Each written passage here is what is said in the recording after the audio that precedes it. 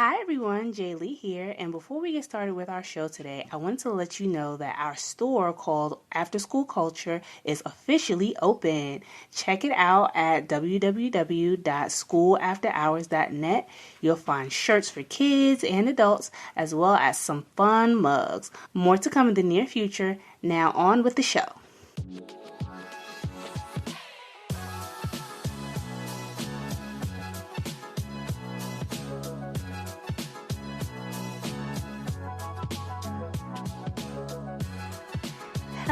Hello, everyone. Welcome to School After Hours podcast, where we talk about all things related to out-of-school time programming and education.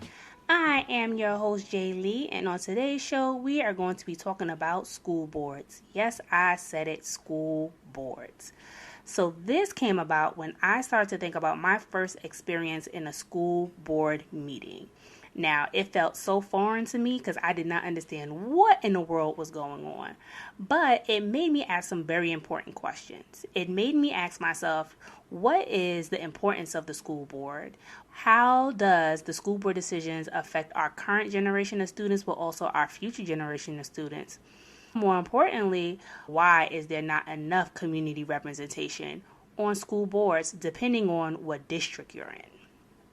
So, to kind of break this all down for us, I thought it would be great to have an expert or someone I consider an expert on this topic to go ahead and give us the ins and outs of school boards and why they are important. But also, what are some of the things that could be done better in school boards? With that being said, our guest today is school board coach Airick Crabill.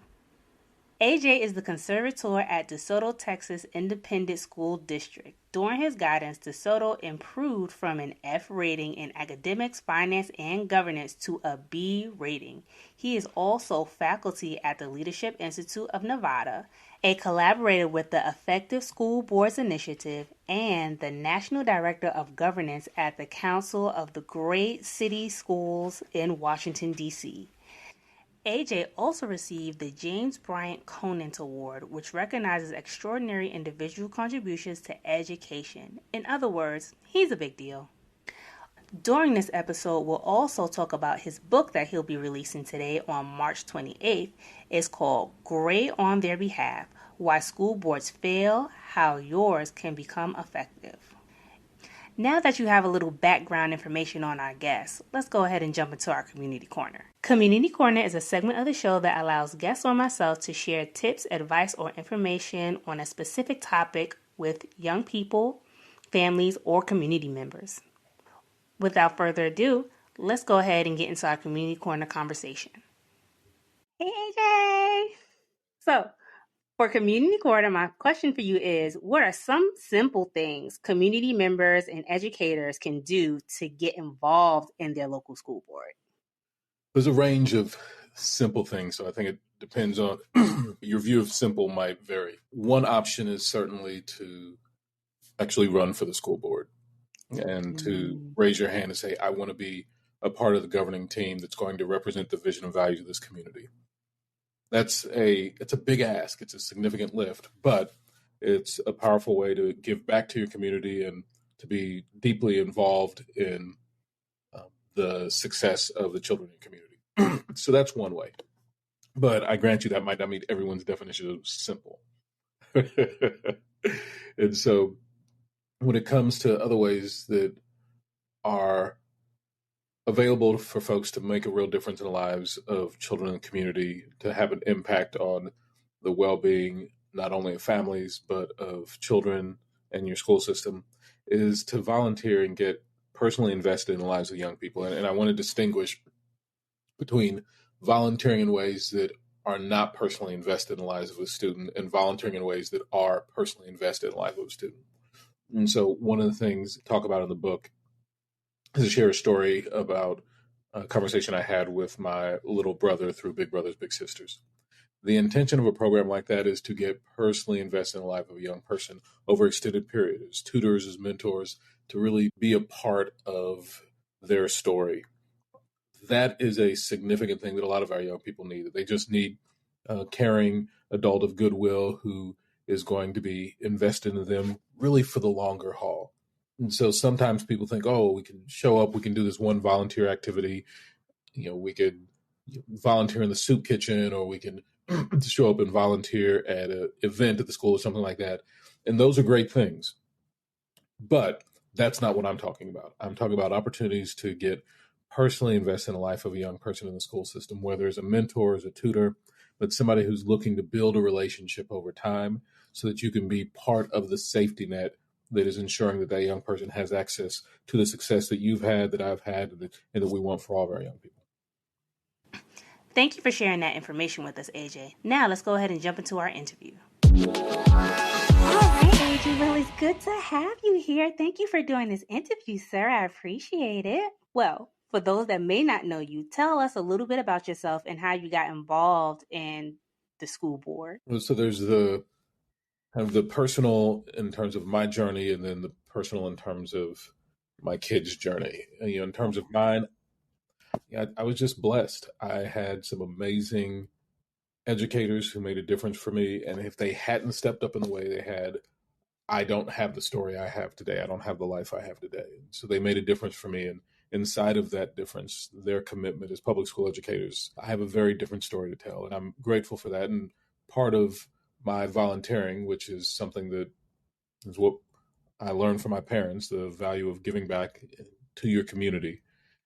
And so part of this is how I now turn around and try to offer the blessing back to other students that I received, that I had blessings as part of my public education upbringing. And I want that to be everyone's story. That shouldn't be exceptional. That should be just entirely normal. From a parenting perspective, trying to figure out how to make sure that my kids are getting what they deserve at a school system, I found myself volunteering more and more at my kids' school, trying to figure out how do I help make sure that they are receiving all the supports they require.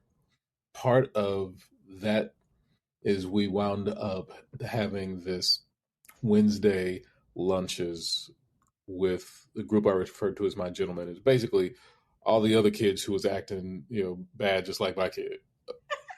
And there's no scenario where my kid gets what they deserve if the other kids in their grade are also getting what they deserve. And so if I really want to see greatness in my own household, then that means I need to be willing to make investments in other people's households as well. And so we had this Wednesday get together. Every Wednesday at lunch, I'd show up and I'd have lunch with all of the young men that the principal designated for us to have our special gentleman's lunch. But it was really, all the other AJ type individuals who was acting up, because I definitely acted a fool in school. And so there's a sense that I had a commonality with them. And so we just built relationship that way. We just engaged and we talked through whatever issues were on their mind. And we talked through the issues that they felt challenged by, where they felt, even though they were ones, frankly, causing a lot of the problems in the school, they had a keen insight that there were things that were in the school that were not optimal for them to actually be successful and for them to really have opportunity. And so their issues became my issues. And I wound up advocating to the principal, why is it this way? Why don't they have access to these resources that they think are reasonable? And when they explain it, I think are reasonable too. And the principal said, I've advocated for the same things that my students have advocated for. And so that led me, and the principal said, okay, what I do next is that we got to go talk to the school board. And so I went with the principal, and we went to the next school board meeting. I signed up to be a public speaker. And I spoke to the board and said, here's what young people in the school need. And we've elected you all. What are y'all going to do to make it happen? And the board looked at me and said, all right, sir, your time's up. Thank you. Next speaker. I said, well, whoa, slow down now. I came to get a problem solved. Like, this is a real issue. Like, y'all can't just brush this off. Like, how are we going to talk about this? What's the answer? One of you has to have a response to me. And the 9 people on the board just kind of looked at me. Some of them, checking out their phone, reading other things or whatever. They said, I'm sorry, sir, your time's up. We have other people who want to speak. And I felt completely dismissed. Now, what I did not realize at that time was that most school boards, and this isn't just my school board at the time, but most school boards around the country, don't actually engage in two-way dialogue during public comment time. But I didn't know that at the time. So the way I was treated just really felt disrespectful to me. And nobody bothered to tell me, if you do want to have a two-way dialogue and try to engage in problem solving, the board meeting really isn't the place for that. The board meeting is a place to conduct business. But I was just doing what I had been told to do. But the taste that left in my mouth was not a good taste. After that, I wound up talking with other brothers in the community. It's like, hey, we got to do something about these schools, and we probably need to do something about the school board. And so we started looking for people to run. And the whole story, which is way beyond what you asked, is we got together, we found three brothers who were willing to run. And I said, I'm going to rally behind y'all. This is going to be great. You all are going to be fabulous board members. You have like all the credentials and pedigree and knowledge and wisdom and understanding. Like, y'all going to be great. As a community, we're going to rally around the three of you. It's like, yeah, we're going to do this. We're going to run for the school board. We're going to get on these seats and we're going to make a difference for kids. And so we did all this planning and all this preparation. And then the time came. It was like, is there anything I need to do? Because we're about to go public with this next week now that we've done all the preparations. Like, oh yeah, and all three of them like, well, I'm gonna let my wife know this weekend, that we're running next week, but yeah, we'll be ready to go on Monday. Come Monday, we have 0 out of 3 brothers still running for the school board.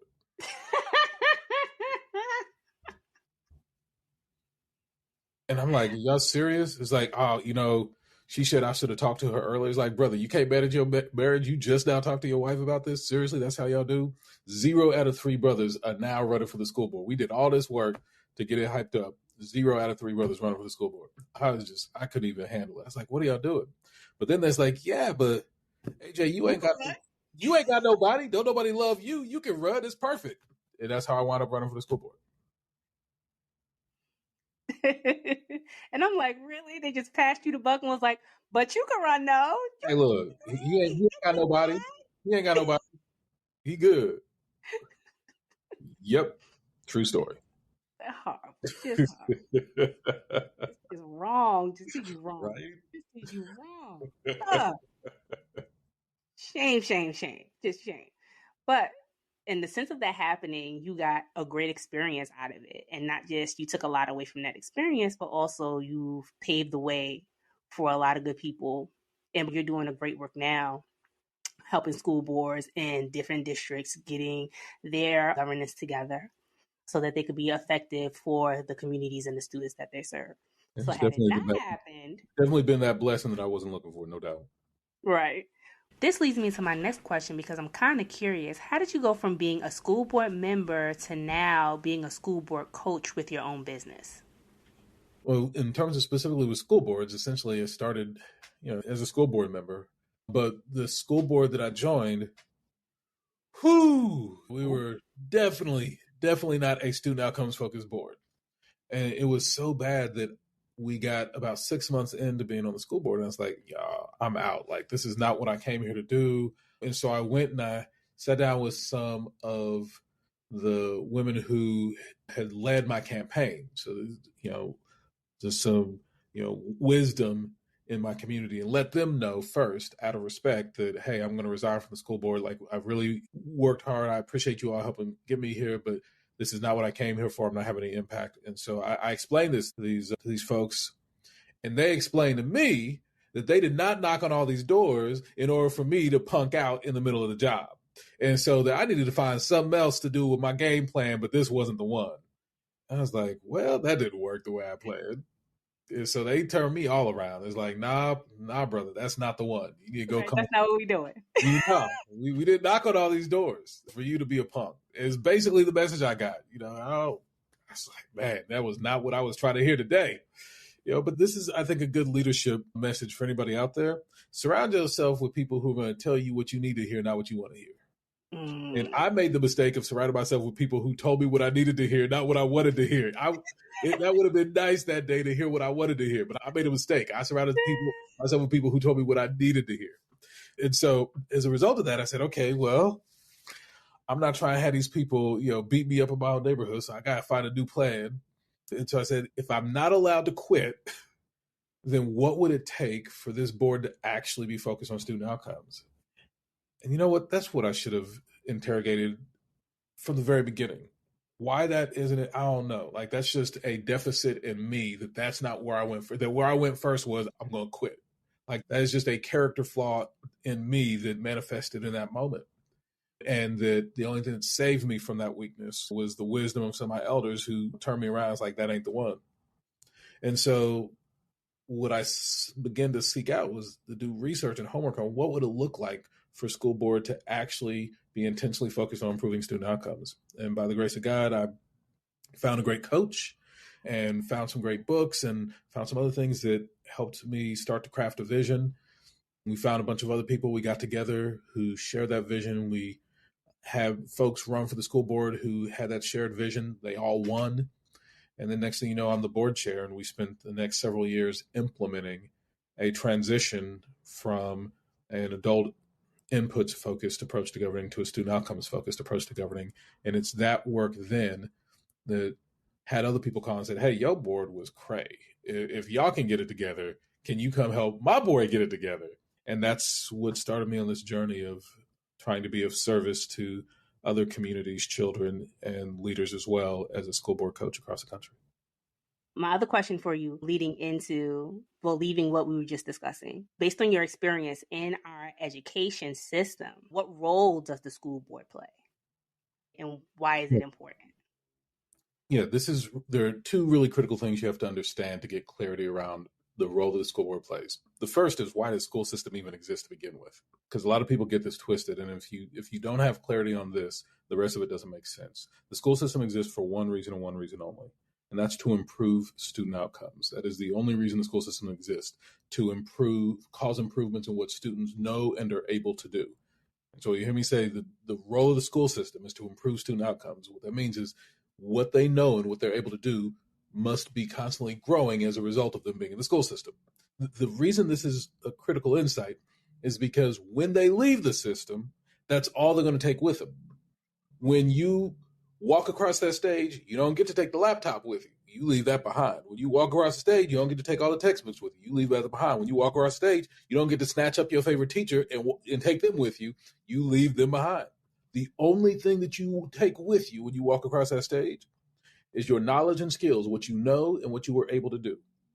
And so the reason school systems exist is to cause improvements in what students know and are able to do, to cause improvements in student outcomes, because that's what they need to live a choice-filled life where they have a sense of agency and can engage with life on their own terms and pursue happiness and support themselves and their family on their own terms.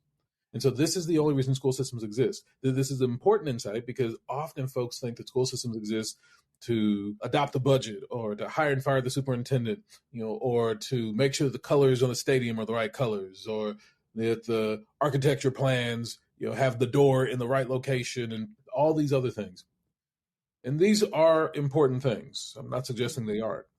They're just not why the school system exists. If you get all of the things right, all the buses and all the books, you get all the burritos and hamburgers and all that right, but little AJ isn't literate and numerate on grade level, you have failed. You've absolutely failed. And so the first thing to be clear about is why school systems exist.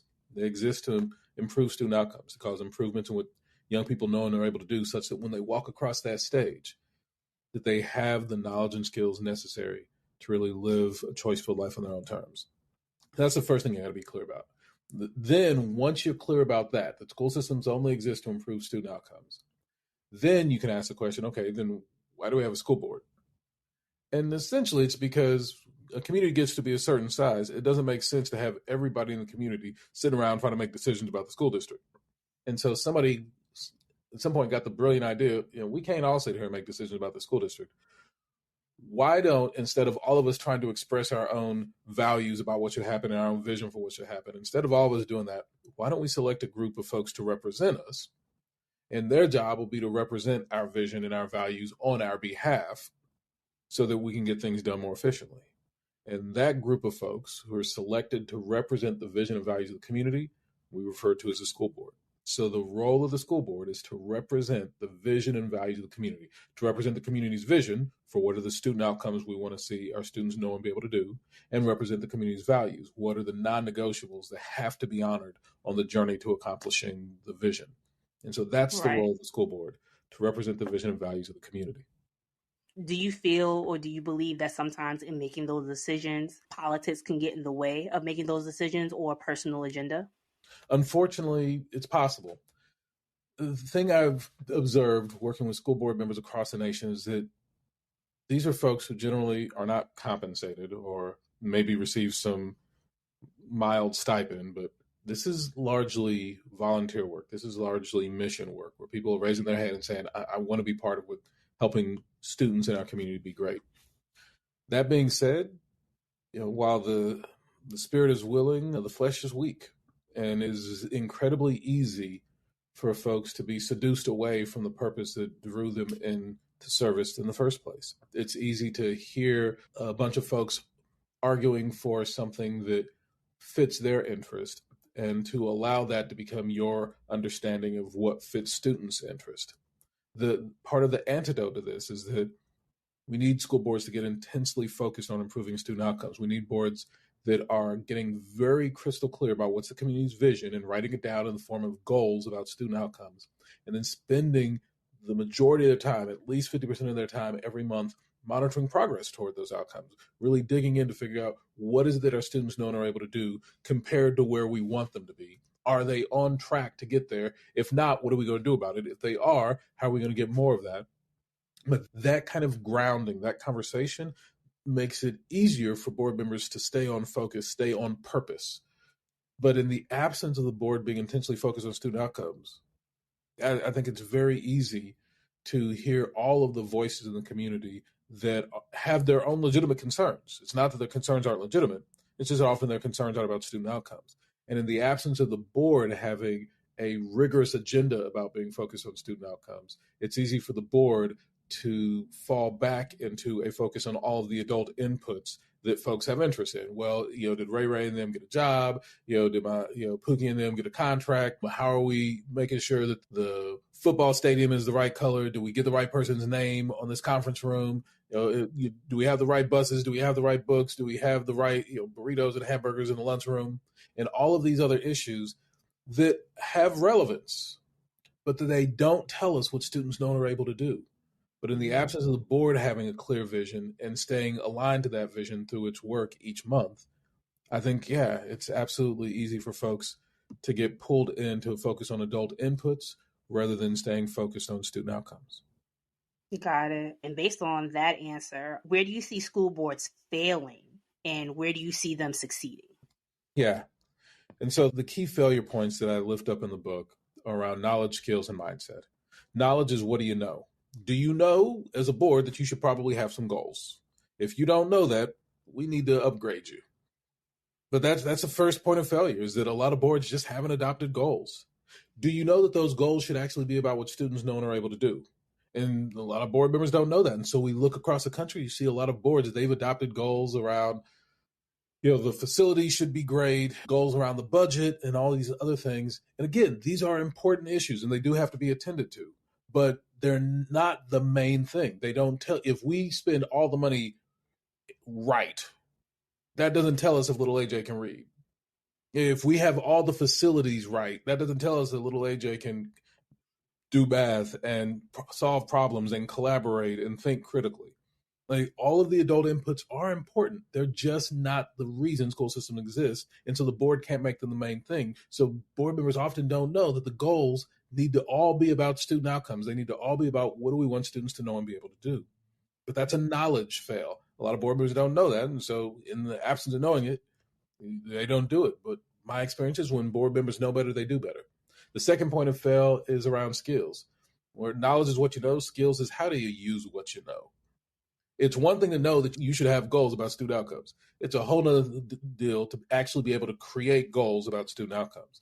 And so a lot of the work that my team and I do is actually working with board members to actually implement a vision for student outcomes focus. How do we change our agendas to actually be focused on that? These are skill issues. How do we actually implement effective monitoring during the board meeting? How do we effectively evaluate the superintendent based on accomplishment of the goals? These are matters of skill. A lot of boards just don't have these skills because they're not being taught. And so this is a second major area of failure. But both of those are eclipsed by the third area of failure, the area that we think is the largest opportunity for improvements in student outcomes. It's the area we refer to as mindset, where knowledge is about what you know, skills are about what you can do. Mindset is about how do you see the world? How do things occur for you? How do you make meaning of the things that are happening around you? And as an example, I tell a story in the book about in my senior year in high school where I had teachers who had the mindset that AJ is trouble. And to be fair, they were not wrong. But inside of the mindset, AJ is trouble, folks would basically do whatever they could to get me out of their class or somehow excommunicate me from the instructional environment. At the exact same time, I had a group of teachers, two in particular, DeBarth and Murphy, whose their mindset, looking at the exact same evidence, my trifling behavior, looking at the exact same evidence, said, you know what? AJ has within him the possibility for greatness, and we are going to put in the work to cultivate it. It's a different mindset. The reality of me hadn't changed. The facts of the situation hadn't changed. The only thing that changed between Group A and Group B is the way they choose to see the world as occurring around them. Inside of this first mindset, little AJ, is trouble. He ain't trying to learn. Anything that happens next just serves as an excuse that we can make for why we don't get little AJ what he deserves. But inside of this empowering mindset, little AJ wants to learn. He has the skills. I've got to figure out how to be a catapult to get him to where he's trying to go. Then there are no issues that those teachers weren't able to overcome in their ability to reach me and help me excel in the areas of their subjects. And so this idea of mindset, a way of seeing the world, if the board comes into it and says, we got all these kids who they just ain't trying to learn, then the board will behave in one way. And that is the path that will lead to the harm of children. If the board comes at it with, these children want to learn, and as a board member, we're responsible for creating conditions for improving student outcomes. And that if little AJ isn't learning, as a board member, I got to figure out what do I have to do differently in my own behavior to create the conditions for little AJ's success. It's a whole different mindset. And inside of a different mindset, it gives rise to a whole different set of behaviors. Mm-hmm. So this is the sacred work that we try to engage in with the boards that we're serving is what are the knowledge, skills, and mindset that boards need to really live out their aspirations, live out their intentions of being great on behalf of the students they serve. Mm. And with that being said, it makes me think about being part of the community, have similar values of the community that you're representing. So as board members, is it suggestible that you go to visit some of the schools to see how some of the kids are doing? Like you build those school relationships and let people know that, what are some of the things, or tell me what are some of the things that you need and how can we as a board best serve you? Yeah, it's not really possible to represent the vision and values of the community if you ain't talking to nobody. So it's very clear that being in communication with the community, your students, as well as your staff, as well as parents, as well as community members, that is a critical part of what it is to be able to represent the vision and values of the community. If you're not listening for the vision and listening for the values and figuring out what is really going on there and how do we get underneath of that, if you're not doing that work, then you can't do the job. This is a critical piece of the board's work. Once you've listened for the vision and values as a board, once the board has made intentional time to go out into the community, not just sitting around waiting for community to come to you, but once the board has been intentional about kind of stepping down off the dais, putting the gavel aside and going out into the community to actually authentically listen to folks, then the board has to come back together and say, okay, what did we hear? And we need to write it down and make it plain. When the board writes down the community's vision, I refer to that as setting goals. The community's vision is always about what is it we want our students to know and be able to do. So the board needs to listen for the vision of the community, come back, sit down, and synthesize that into a set of SMART goals about what students should know and be able to do. And the board should listen for the values of the community and then come back together and say, okay, what did we hear? And then begin to write that down. And when we write down the values of the community, I refer to that as guardrails. They're saying, what are the non-negotiables that this community values that have to be honored while we're on our path to accomplishing the vision? You have to have both. You have to have the vision, where are we going? And you have to have the values. What are the non-negotiables that have to be honored on the way there? The way I frequently explain this to folks is I was leaving my office once and headed to the airport. And so I called a rideshare. And the first thing you put into the app when you call a rideshare is what? I have no idea. I haven't used it. Where do you want to go? It's like calling a taxi. You tell it where do you want to go to? And so in this case, I type into the app, I want to go to the airport. And so It shows up, I hop in the back, and on this particular day, I happen to know that the most obvious path to the airport was completely shut down for construction. So I lean forward to the driver and I say, hey, don't take I-35 because it's shut down for construction. Now I have told the driver two things. I've given him my vision, the goal, which is I'm trying to get to the airport. Trying to get to the airport. And I've given my value, the guardrail, which is don't take I-35. What's the value I'm trying to protect by saying don't take I-35? Trying to get to my vision. Like, we trying to get to the airport. Yeah, preferably before the plane leaves. Like, yeah, we want to be on the plane when it flies away. Don't leave me. And so now I've given my driver my vision and my values. I've given the driver the goal and the guardrail. Now, there are probably 4 or 5 other ways that you could get to the airport from my office. Who picks which way we take to get there? Oh, now it depends. Because that's just being that he is the driver, he can pick. And the driver picks, that's right. And sometimes we're going to have to take a left. Sometimes we're going to have to take a right. And who picks that? The driver does. Or you could be the ones in the back, being that you have the GPS, give the instruction. Nah, we ain't trying to have these drivers. We ain't trying to have these backseat drivers. No. You need. But let's talk about it. But you do sometimes. You do have these backseat drivers sometimes. But here's the reality. If the driver don't know how to get to the airport, you have chosen the wrong driver. The solution isn't be a backseat driver. The solution is find somebody who knows their job. You're right. And so that's a situation. Every now and then we had to speed up or slow down. And who makes that decision? Right, the driver. So are you trying to tell me I'm in the back seat? I shouldn't reach up and grab the steering wheel, be like, hey, we need to make this right quick. That's not what I should do. Well, that's a whole crash. No, we definitely ain't going nowhere. That is definitely not honoring my values or my vision. And so this is the work of the board. Is in that moment I'm governing the car. I'm not managing the car. The driver is managing the car, but I'm governing the car. I've said, here's the vision, here's the values, here's the goal and the guardrails. And your job is to implement the vision while honoring the guardrails. And then the driver, they do all that. They're managing the vehicle. I'm governing the vehicle. And this is the work of the school board. As they say to the superintendent, we've listened for the vision values of the community. We've codified them into a set of goals and guardrails. Now, superintendent, your job is to get us to the airport without taking this particular path. Any other path that you wind up taking, that's on you, because we hired you to be the professional driver. You understand education. Otherwise we wouldn't have hired you. And if it turns out that you don't know how to drive, we're not going to sit here and explain it to you. We just go get a different driver.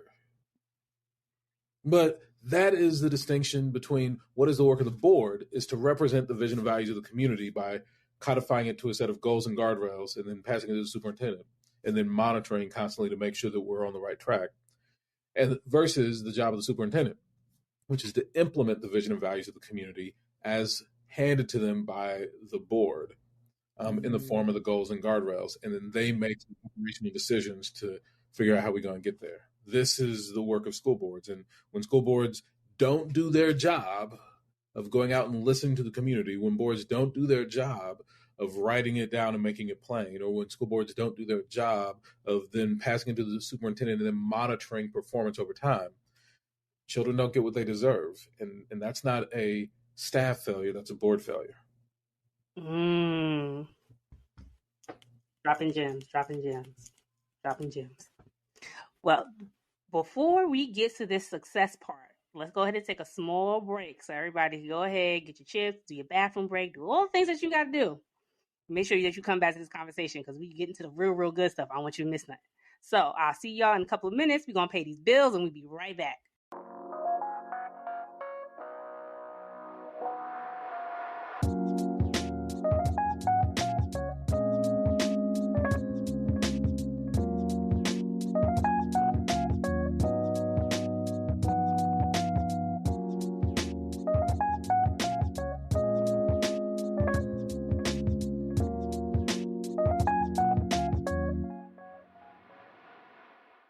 Hey, everybody. Well, welcome back. I'm so happy that you decided to join us for the second half of this interview. We have Mr. AJ Crabill with us, and he's talking to us about his book, but also the importance of school board and the role that everyone plays. And where we left off was talking about some of the failures that he's seen in school boards, but also what's everyone's role? Why is it important? And what they can be doing to model those student outcomes that we want to have for our children. So with that being said, let's go ahead and look at some of these successes that Mr. Crabill has seen. So Mr. Crabill, AJ. Yes. AJ, so we left off on some of the things that could be improved with school boards. But being that you've worked with so many school boards, what are some of the successes that you see? Yeah, and I'll start at home first. I'm really proud of the district where I work right now, DeSoto ISD in DeSoto, Texas, just on the south side of Dallas. And when I joined the district 2.5 years ago, our board was really in a place of struggle. And in Texas, we have a rubric from the state that the board can use to self-evaluate itself on a scale of 0 to 100. And so the board then can give itself a A, B, C, D, F rating based on the board's current behavior. And so when I arrived, the board gave itself a score of 12 out of 100. And so it was obviously very, very low performance. But it describes, some of the struggles that the board was having. It's not that we had people who didn't want greatness for children. It's just they were struggling to figure out how to get there. And part of my role was to be a coach and support the board in figuring out how to move from the F rating that we're at to preferably a B rating or above. Fast forward 2.5 years, and they recently conducted that exact same evaluation again and earned a B rating. I think it was at 84. And so what it suggests is that in the span of 2 years, it's possible to go from incredibly low performance to incredibly high performance in governing. And so your question is, how did they get there? What are some of the major changes they made? Probably one of the more dramatic changes they made is how they use their time. So the board previously spent effectively no time really digging into our children learning in our school system. Is all the adult inputs. Is do we like this contract? Do we not like this contract? Do we like this person? Do we not like this person? And all of these issues that kind of get caught up in drama and riled up. And it's not that those issues don't have relevance. It's that spending all your time on those doesn't actually tell you if children have learned anything. That's the problem, is if we focus all of our energy on the adult inputs to the exclusion of any focus on student outcomes, we set children up to fail because we aren't looking for them. We aren't looking for seeing what's going on with little AJ. Is he actually getting what he needs or not? We're busy talking about the adult drama. And so that's where we were as a school board, but that's not where we are today. Today, the board routinely invests month in and month out, at least 50% of its time focused on student outcomes, 50% of its time, of its minutes each month focused on our children learning. Where are they learning? Where are they not learning? What has been our response? What about our response worked? What about our response didn't work? And what are we going to do next? And this conversation is just deeply focused in on what does it take for children to have access to the quality of education they deserve? And how do we know if they're accessing that or not? And what are we doing in response to what we know? Like that's the majority of the conversation. And it's so exciting to watch the board meetings. You're part of the monitoring the student performance. Is regularly the board will have students come in who have exemplified growth in whatever area we're watching. So if we're talking about third grade literacy on a particular night, then it's not unusual to maybe have some second and third graders come in who have shown remarkable growth in the literacy scores, and to just shower love on them, lift them up, exalt them for the hard work that they've put in to really grow over time. While we're here, can we see the parents? Can you stand up? If this is one of your children, can you stand up? Thank you for the work that you were doing as a parent to really lift your child up. Or is there a teacher in the house? Or the teachers for these students? Could you please stand up? We want to honor you for all the work that you put in for these children. And so we take it as an opportunity as a village to come together and say, this is what greatness in our community looks like. The children are growing, that we bring them in here, we honor them, and we honor the adults who've played such a direct role in the greatness that children are experiencing. That is a normal part of our monitoring process. That is night and day from the way the board invested its time 2.5 years ago, and it couldn't be more proud. Nice. And you don't often hear that, especially going to some of the school board meetings that I have gone to. Like you said, you hear a lot of, what's this, what's that, you don't really hear much about the children and what they need. But to hear that the children was recognized and celebrated for their achievements, but not just the children, also the administrative staff and the teachers that are with them grinding it out day to day is also something to be celebrated on all parts. Yeah, absolutely.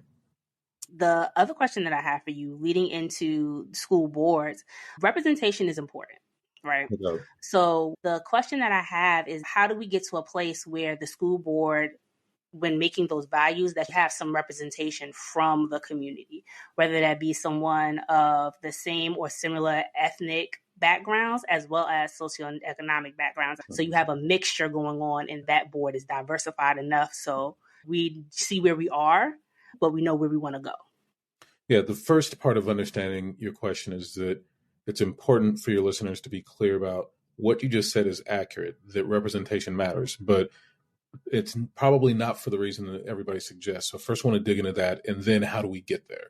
So part of the reason representation matters is because we have fairly compelling evidence in the research literature that in governance bodies where they are engaged in discernment and decision-making, where they're really trying to look at long-term phenomena. So the superintendent, their job is to deal with the day-to-day.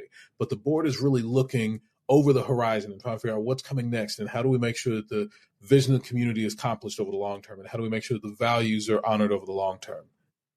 That's governance work, not management work. And we have fairly compelling evidence suggesting in governance work that you are best served, that you're most likely going to make the most optimal decisions is when you have a body that is broadly representative of the constituents being served, that they have the insights necessary to understand what's going to happen next and what it's going to take to get there. That type of insight generally comes from having a deliberative body that is as diverse as the community that it serves. To speak directly to your point, if this is a community of all Black folks, and we all are kind of the same socioeconomic strata, then you could have a board that's all Black folks from this community of the same socioeconomic strata, and that would probably work. But if this district is half Black folks or half brown folks, well, then we need a board that has both of those viewpoints. And if it's got some other folks in it, then we need some folks from there, other folks.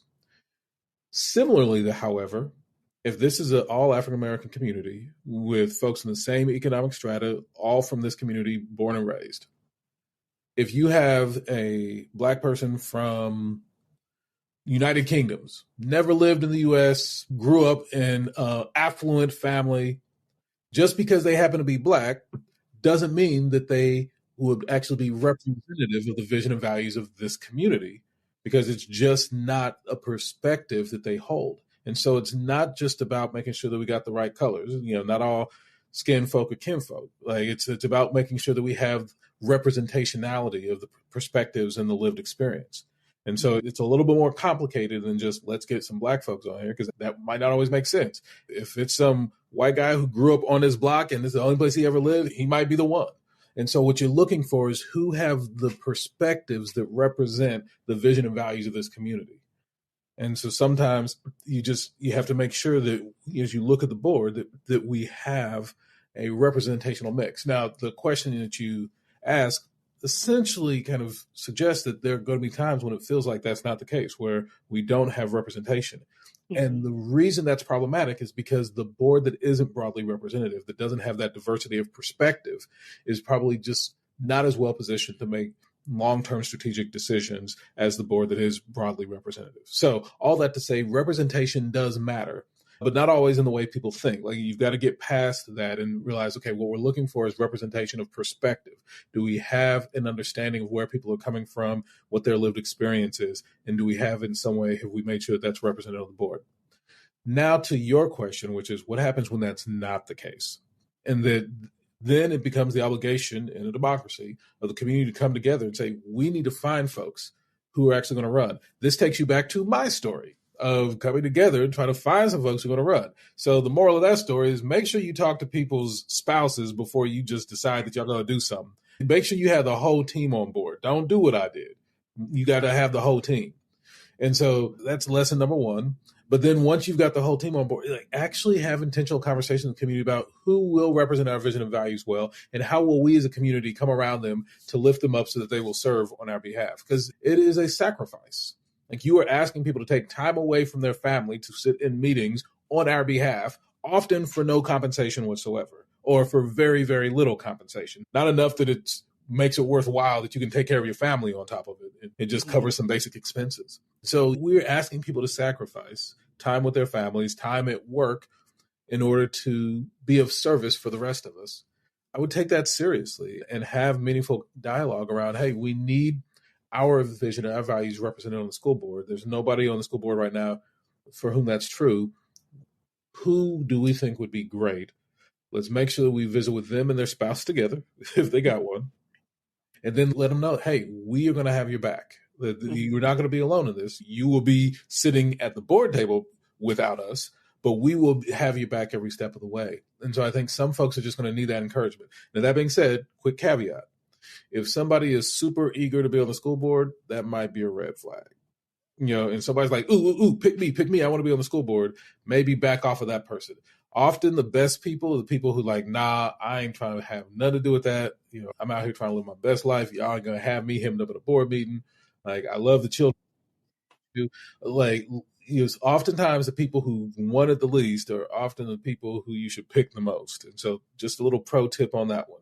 Make sure you fam and make sure you gauge that people aren't too eager, because inside of that over eagerness, they might step over some things that don't work for the rest of us. And so those are just some pro tips from the field.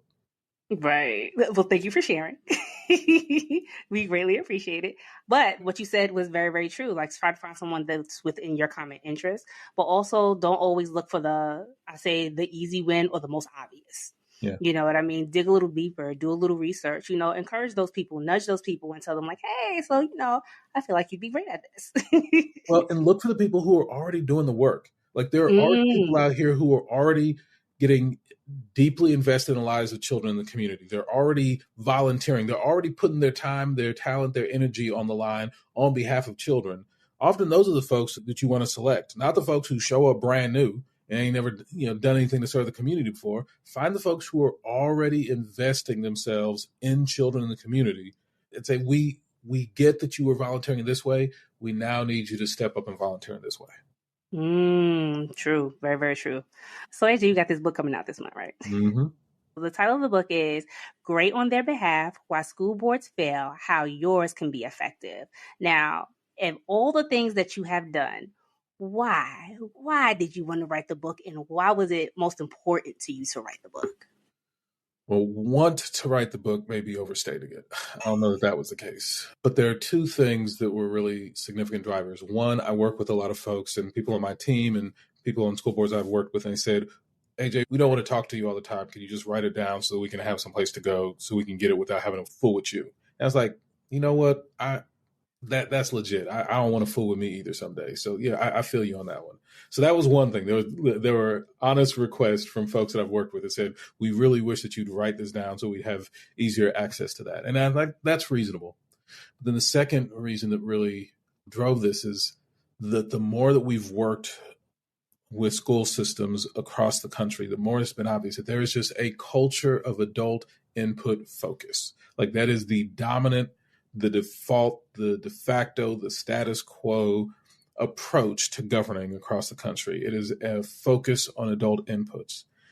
And the intention in this book is to accelerate the transition away from an adult inputs focused school system and school board toward a student outcomes focused school board. And the more we can get that message out, the more that we can get people talking about what is this distinction between being an adult inputs focused and student outcomes focused, the more I believe that we can really do good for children in need. And I want to be clear about this. Like, in places where the board is not doing what it needs to do, often school systems are having some success, but it's in spite of the board, not because of the board. And the problem is that the board can be a little bit of a value add. That little extra value, that's what little AJ needs. So the children who already have access to resources and access to prosperity and access to privilege, if we are missing out on that little extra bump that the school will provide, they're probably going to be okay.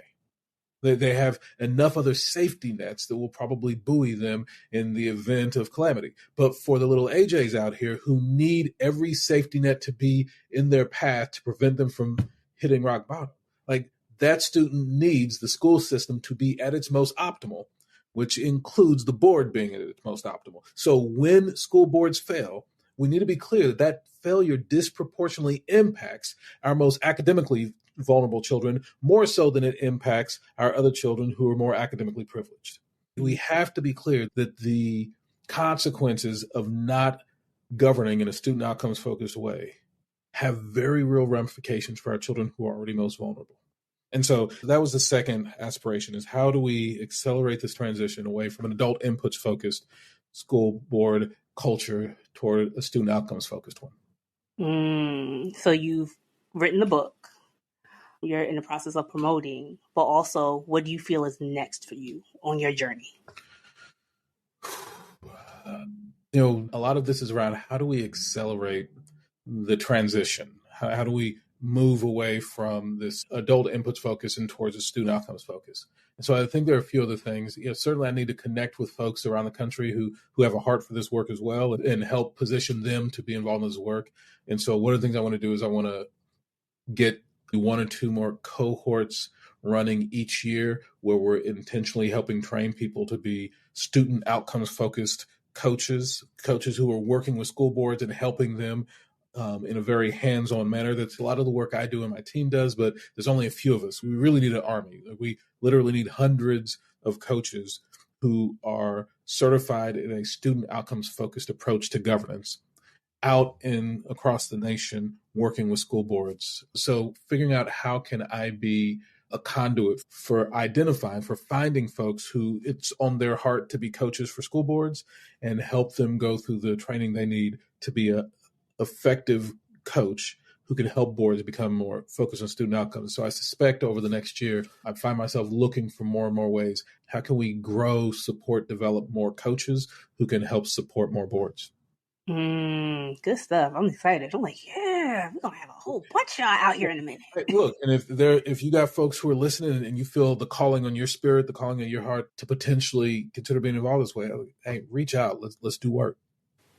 Well, everyone, that wraps up the interview portion of our show. We're going to go ahead and transition over into our Professionals Lounge. Professionals Lounge is a segment of the show that allows guests to share advice with other practitioners in the OST and youth development field about how they can begin growing their gifts and talents, but also develop themselves as professionals in the field. Here's our Professionals Lounge conversation. So, for Professionals Lounge, AJ, this is my question for you. If a person wanted to campaign for a school board position, what are some of the necessary steps that individual needs to take to prepare for that process? Yeah, so I appreciate this question. I have a very specific view of what effective campaigning looks like. And I've had the privilege of being involved with a number of campaigns and essentially winning all of them except for one. And that one is because the candidate just didn't do what they needed to do. And so that's kind of the message, is that you need to have folks who are willing to put in the work. And for me, that means going door to door and knocking on doors, taking it to the street, taking it to the people, going out into the community and spending the time visiting with folks on their doorstep, bringing your literature with you, also having a team of folks who are also knocking on doors with you so y'all can, work through entire neighborhoods. But this reality that, in my view, if you really want to be effective as a school board member at representing the vision and values of the community, that starts on the campaign trail. And if you ain't willing to go out and hit these doors, then maybe just don't run. Like if you go be lazy, definitely our kids don't need you. You ain't the one. And so to me, that's a real firm threshold. If people are not willing to go out and communicate with the people in the community on their doorsteps. And so if you come back and say, I'm afraid to go out to all these neighborhoods. Well, that's fine, but maybe you shouldn't be representing them then. Like if you have a spirit of fearfulness around some of the neighborhoods, that's fine. You should trust that feeling. But that means these probably aren't the neighborhoods that you should be representing. Somebody who does not have a spirit of fearfulness being in these neighborhoods is probably who should be representing them. And so this is the challenge I have, is like, you want to represent us, then you need to be willing to come up and stand among us. And if that's not for you, that's fine, but maybe just don't run. And so that's the thing that I would invite people to just be reflective of, is, do I feel like I can go authentically out and visit with all of the people in this community, in this area, and really hear what's on their heart, on their doorstep, on their terms, if you feel like that's for you, then I would say, yeah, you're probably on the path. If any of that leaves you with trepidations, then maybe pick something else. Like there's still opportunities for you to be deeply invested in the lives of young people, but maybe not through this role that is entirely about representing the vision and values of the community. Right. Well, here. I support it. Because that's the truth. Like, if you can't go out and have a conversation with them, maybe this ain't your bag of tea. Maybe this is not your bag of tea. Yep. Well, thank you so much, AJ, for doing this interview with me. I greatly appreciate it. For all of you that are listening, go ahead and get that book. When is the drop date? March 28th. March 28th. So make sure that you order it. Is it Amazon available? Wherever you find your books, Amazon, Barnes & Noble, all that. That's wonderful. Go ahead and buy this book. Oh, AJ, do you have any social handles that you want to share for anyone that wants to get in touch with you and learn a little bit more? Yeah, track me down.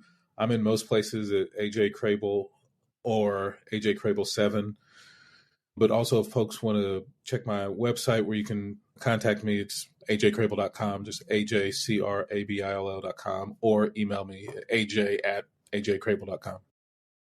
Well, everyone, that brings us to the end of our show. I'd like to thank our guest, AJ, for being here with us today and having this conversation about school boards, but also letting us know about his new book that he's releasing today. Feel free to come back to have a chat with us anytime and keep us updated on the things that you're doing in the near future. If you enjoyed this episode and feel you received some good information, give us a review on Apple Podcasts or visit the Podchaser website and leave us a comment. This will help us get feedback on the show and collect testimonials for our personal website. Share us with your friends, share us with your family, share us with your network. Help us spread the word about how out-of-school time programming is impacting our youth as well as our communities. We can be found on Apple Podcasts, Spotify, Google Podcasts, and Podcast Addict. Well, that's all I have for today. In the words of Mr. Arthur Ashe, start where you are, use what you have, do what you can. Until next time, bye-bye.